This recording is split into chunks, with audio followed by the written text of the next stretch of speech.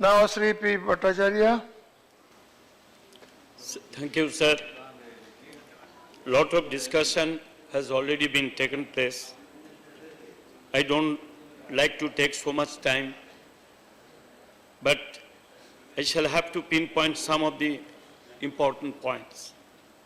One is this, in particularly the section 132 and 132A of IT Act are distressing. They allow the IT official raiding the premises in discretion to not to reveal the reason for the raid.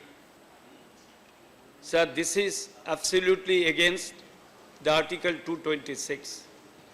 I do not know why the house will be raided by the income tax officer. What fault I have, I don't know. Suppose an Indian citizen who in every year submitting the returns, no problem with him, did not receive any notice from whatsoever from any income tax office in last 30, 40 years. Suddenly, somebody made some complaint and one IT officer will come and start raid. How it possible, sir? How it possible? Is it not against the fundamental rights? Who has given the authority? Why the act will be passed? Sir, I strongly oppose this decision of the finance minister of the section 132 and 132A. And I would request the minister to withdraw this section immediately. If anybody did something wrong, enough laws are there. Mr. Chidambaram is here. He was the finance minister. So many raids took place that time. It did not take change of this law. But why he is going to change this thing? And what for? If it is true that he wanted to protect the informer, is it a style of protecting the informer? No, sir. It will be the absolutely mess in our country. It cannot be acceptable under any circumstances.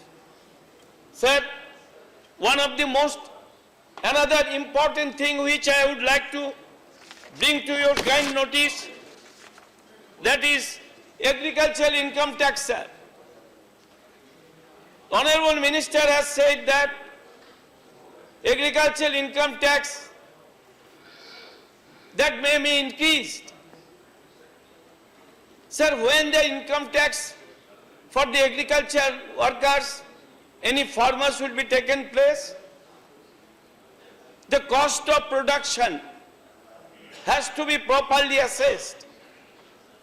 But how the agricultural production will be calculated by the income tax officers, I don't know, sir.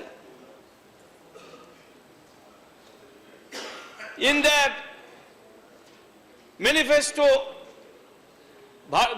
BJP has said that they will take care for farmers. But this system of imposing income tax to the farmers, I feel that our farmers will be very much affected.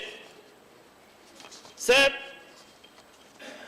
the bill is setting a dangerous precedent for the government to cut short the legislative scrutiny.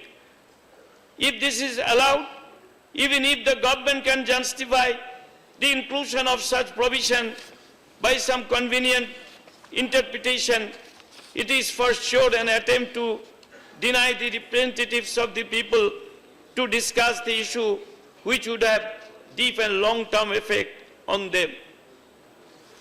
Sir, all these 40 acts, it has been stated, but all these acts had to be changed by the finance bill. What for? What reason? Honorable Finance Minister praising and saying that the finance bill has been traditionally introduced to be tool for giving effect to the financial proposal only. So I would request the Honorable Finance Minister, all the acts which you have proposed to change in your bill, I would request you again not to do this thing. If you set up this type of bad precedent, in future, in other cases also, we will be seeing the same thing, that when you will be passing one act, you will be injecting other acts also. So I strongly oppose this bill, and I would request the minister also not to do this thing, not for the democratic not to say this way that the democratic institutions are being badly affected by this system. If we set up this precedent, that will be the, in future, in a long term, in a serious condition which may not be able to control by anybody else. So I would request the minister to return back this bill to Lok Sabha again, not to place in Rajya Sabha and to pass it. Okay. Thank you very much. Thank you very much. Sri Navneet.